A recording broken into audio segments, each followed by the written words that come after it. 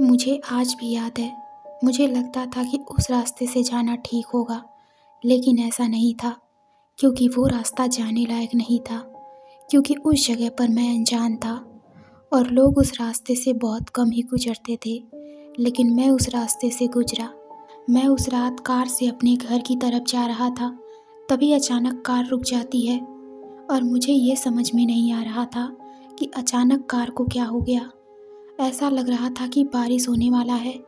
इस वक्त कार खराब होना ठीक नहीं था। मैंने कोशिश की, पर जब कार ठीक नहीं हुई तो मैंने अंदर बैठना ही ठीक समझा और कुछ देर बाद कार स्टार्ट हो जाती है। यह बहुत खुशी की बात थी, क्योंकि अब मैं घर समय से पहुंच पाऊंगा।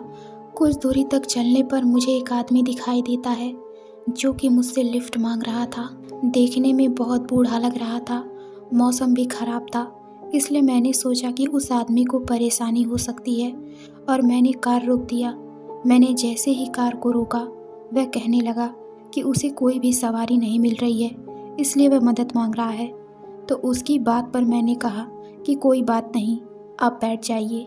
उसके बाद वह कार में बैठ जाता है और मैं उससे बातें करते हुए धीरे धीरे आगे बढ़ने लगा। बाहर बारिश बहुत तेज़ी से हो रही थी, रास्ता भी सुनसान था, कोई दिख नहीं रहा था। कार भी उस बारिश में बहुत धीरे और बहुत मुश्किल से चल रही थी। वह आदमी कुछ समय बाद ही कहता है कि बस कार यहीं रोक दो, मुझे यहीं जाना है। जब मैंने कार रोक करके शीशा खोल करके देखा तो उस जगह पर कुछ भी नहीं था, पूरा वीरान और सुनसान इलाका था। तो मैंने उस आदमी से पूछा कि आप यहाँ पर कहाँ रहते हो? तो उसने कहा कि मैं कहीं नहीं रहता हूँ, बस मुझे यहीं जाना है।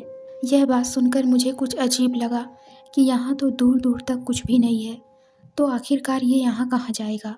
बाहर बारिश भी हो रही थी, बिजली भी चमक रही थी, मौसम वैसे भी बड़ा डरावना था।